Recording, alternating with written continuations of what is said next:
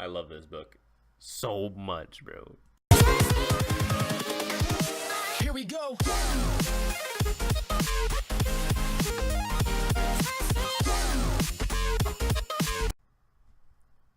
What's good, people? My name is Jesse, and welcome back to the Undercover Book Nerd.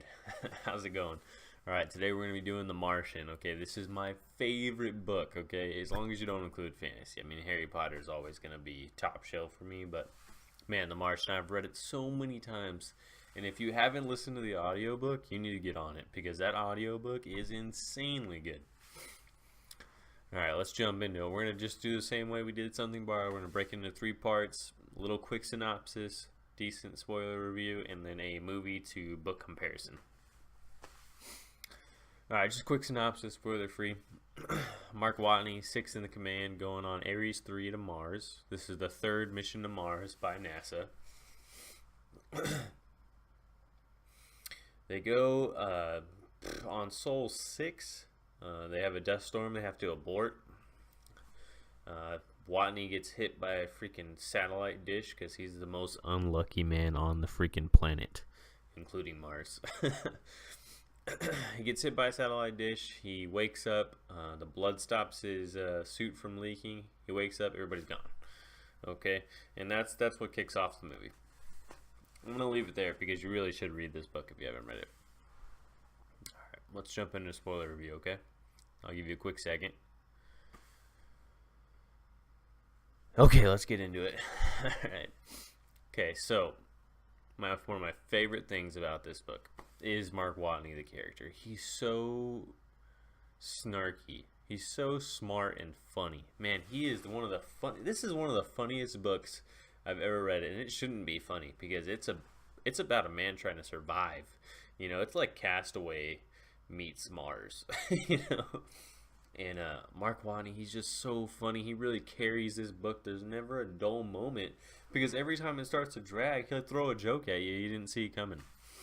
So I really enjoyed just the Mark Watney character as a whole. He's just a great character.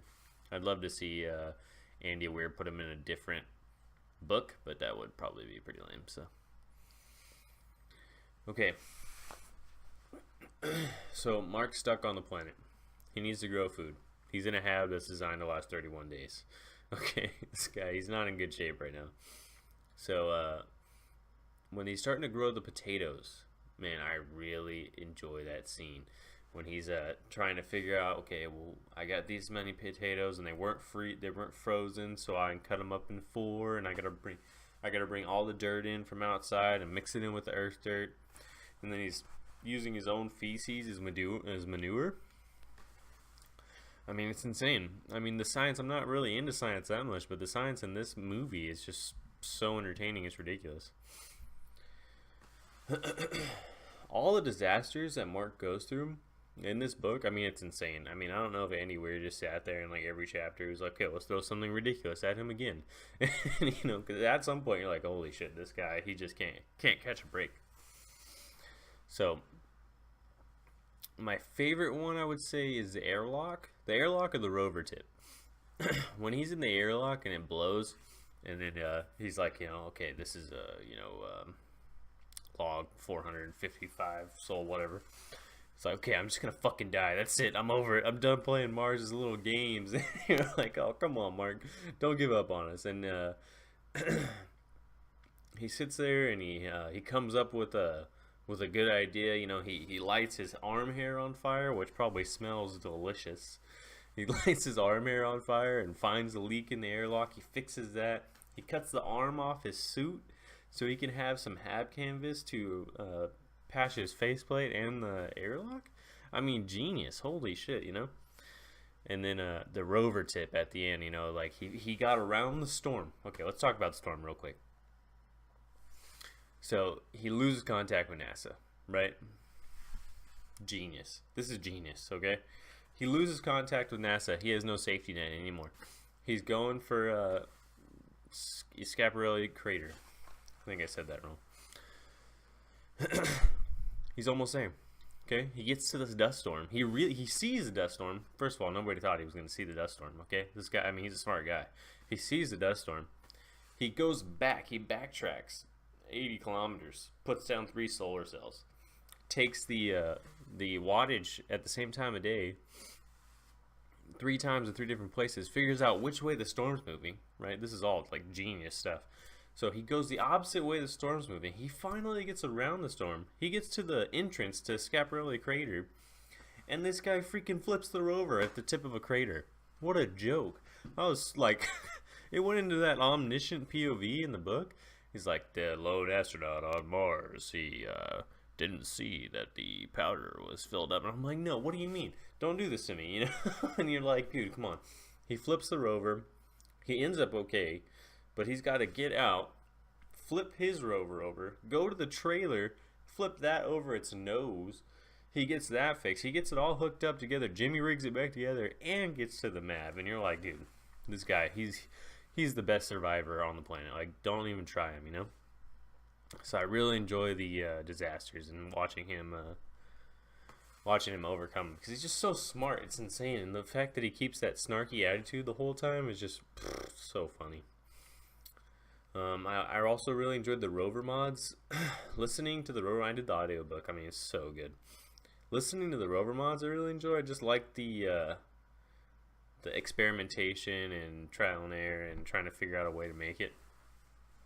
And then when he goes to get Pathfinder, the way that Andy Weir built that up, so he's going, they don't know where he's going, and it keeps flashing back to NASA and then to Mark, then to NASA and then Mark. The way they build that up, and then Venkat Kapoor, really like Venkat Kapoor, by the way, he's a great character in this book. Venkat Kapoor is in there with the SatCon lady whose name I always forget, and he's like, where's he going? Where's this guy going? And then he's like, wait a minute, let's go to the break room. Don't you have a map of Mars in the break room? So they go to the break room, they steal the map. The guy's like, hey, you stop stealing my map. And then he grabs a ruler, and he's like, he goes from point A to point B, and he goes, I know where he's going. And then you still don't know where Mark's going, because it cuts back to Mark. And then Mark goes, you know, I'm going to Pathfinder. And then you click on it. Wait, Pathfinder, that's a rover. He could probably get a radio from that, right? That's just throwing stuff. When he gets the radio and starts to make contact with NASA, God, it's so good. And then to have let's just say it, to have the balls to make him lose contact with NASA, that's so smart. Okay, like he's coasting. He's coasting at this point. He's got NASA. He's got the rover mods. He's gonna do this. He's making it. And then Andy Weir goes, nope, I'm gonna kill the rover, or kill Pathfinder. So he leans the drill the wrong way on the bench, and that's it. Shorts out the Pathfinder, and you're like, oh my god, I can't believe this is happening. Like, that's so smart, because it makes Mark have to solve the problems on his own, and I really enjoy watching Mark solve the problems. When he finally gets to the MAV at Ares 4, and he gets up into space, and they're trying to figure out the way to get him, and Commander Lewis and Martinez are trying to find a way to close the gap and match the speed. That's so thrilling to me. I just love that part of the book. He's like, we're gonna blow the vehicle airlock, VAL, whatever words, man.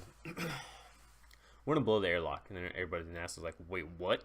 And they can't tell him anything because they're like 12 minutes apart or whatever. So they blow the airlock.